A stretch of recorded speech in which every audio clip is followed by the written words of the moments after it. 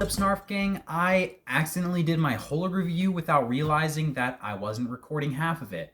So here's the first half of my review again. Today I'll be reviewing Doom Patrol by Grant Morrison, and I guess gonna have to show you guys the dust jacket again. But there's your spine, there's your front. Here we have the Brotherhood of Dada on the back, which is like actually probably one of my least favorite villains in the book. And then on the front we have the Doom Patrol. You got this guy. I don't want to spoil too much about him, but he's super evil. Got these characters actually connected to her power. Here you got the best character in the whole book, Robot Man. You got Crazy Jane. She's got multiple personality disorder, and like each personality has a power. You got Larry, who's got like a spirit you can fly around and do shit. You got Niles, who's the leader of the group. He's just like this genius. And honestly, this book is one of the weirdest comic books I've ever read. A lot of the enemies in this book are very abstract. Like, sometimes these people will just be straight up fighting a concept. Like, not even like a real character for real. They're literally just like a concept. It's weird. There's a lot of different dimensions in this book. A lot of very strange magical properties to things that are just very very strange. The book is weird, so if you like weird chaotic stuff like that, you might like it. The art is very landscapey and dreamlike, especially for a lot of the different dimensions, which is really cool. The art's very colorful and vibrant too. You know, let me flip through something to show you. I think I flipped through it in my other clip though, so I'm not going to flip through too much of the art. You also get to see some cool characters like Flex Mentallo, if you know him. He's in Doom Patrol a lot.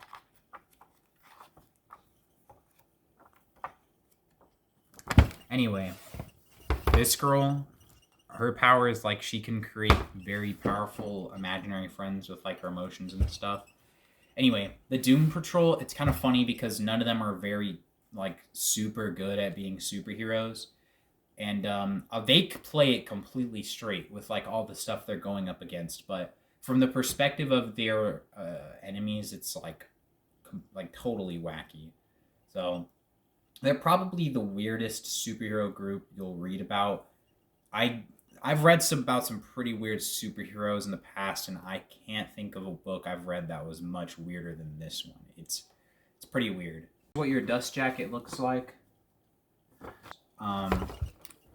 A lot of these drawings look very dreamlike. They don't look like a place that would actually exist, which is a very cool vibe the book gives off. The covers on the issues are also very unique. They don't really make covers the way traditional comic books do. Like, they don't show something that happens in the book on the cover. Like, most of the time, it's just a very occasionally they'll hint to it, but it's a very abstract cover art most of the time.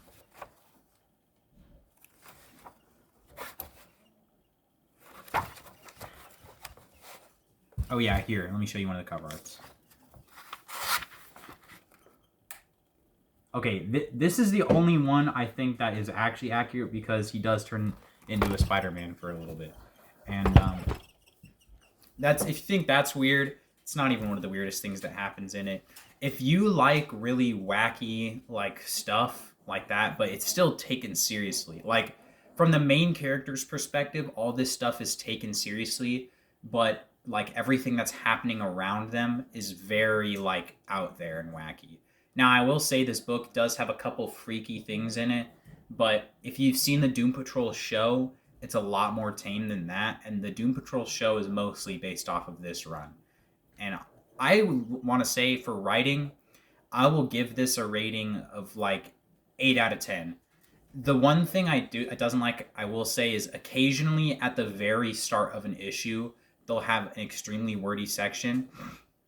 Message to all comic book writers out there, that is literally the worst possible thing you could put at the very start of your issue, because the first thing that catches my eye is the art on the cover. I don't want to open that up to immediately like a page full of reading and almost no art. Like, I'm trying to just like go into reading like a comic book for real, you know, like not go into reading like a big page.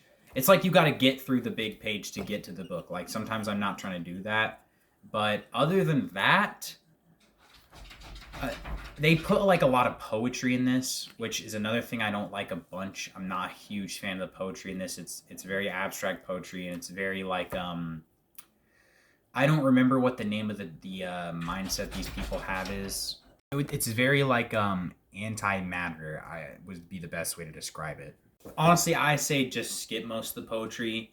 I the thing is, I hate to say that though because a lot of it does like tie into the plot pretty well and have cool double meanings, but I don't think it's worth it. I think that a lot of the poetry is just unnecessary purple language, extra reading type shit that writers like to fluff up their book with.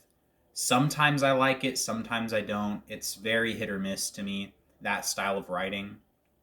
I think that most of the time it's a miss, though. It's like 30% hit, 70% miss for me.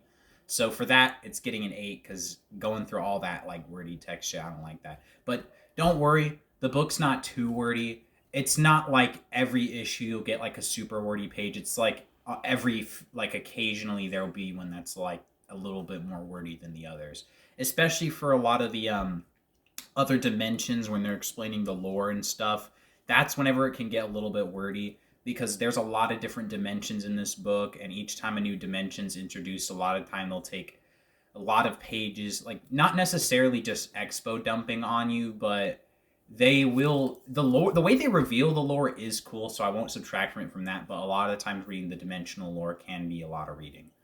But for writing, I give it an 8 out of 10. And for art, I'll give it a 9 out of 10. The art in this book is very vibrant, very dreamlike, it's very expressive too. A lot of characters' facial expressions are very expressive. And something I like about this is it included an extra issue at the very end of, what was it? Let me look at the dust jacket and see what it was. It was Doom Force Special 1. That was funny. It doesn't really have much to do with the Doom Patrol, but Doom Force 1, that was pretty funny. The cover of the book says one of them is going to die, and I'm not going to spoil who dies, but there's a really funny punchline whenever he does die. So, yeah, that was my Doom Patrol by Grant Morrison omnibus. I really like this book. It does not take the traditional writing style that you would take for a superhero book, and I think that it did a great job at that. Anyway, that was my review. Snarf out.